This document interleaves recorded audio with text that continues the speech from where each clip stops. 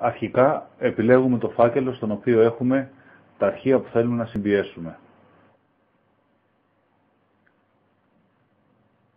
Εδώ έχουμε δύο τραγούδια, τα οποία θα μπορούσαν να είναι κάποια ταινία με τους υπότιτλους, κάποια αρχεία, κάποια προγράμματα, οτιδήποτε θέλουμε να συμπιέσουμε. Πάμε λοιπόν στο φάκελό μας και κάνουμε ένα δεξί κλικ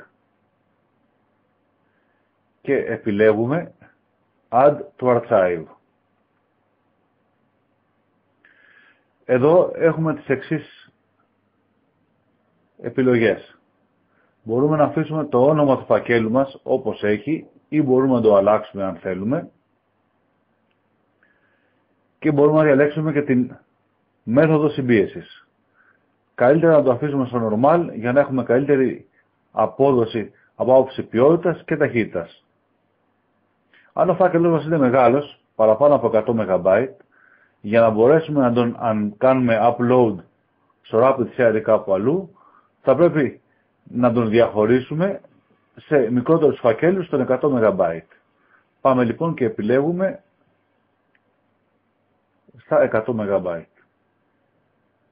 Αν τώρα θέλουμε να περάσουμε κάποιο password στο φάκελο που θα προκύψει στο συμπιεσμένο φάκελο, πάμε Advanced. Από εκεί επιλέγουμε Set Password.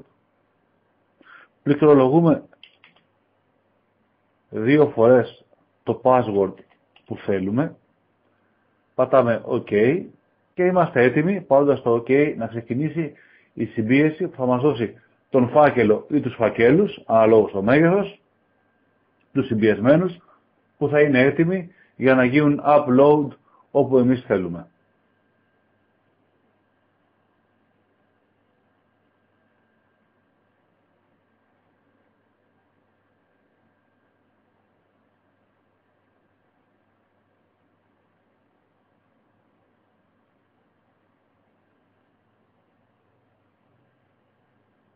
Και είμαστε έτοιμοι.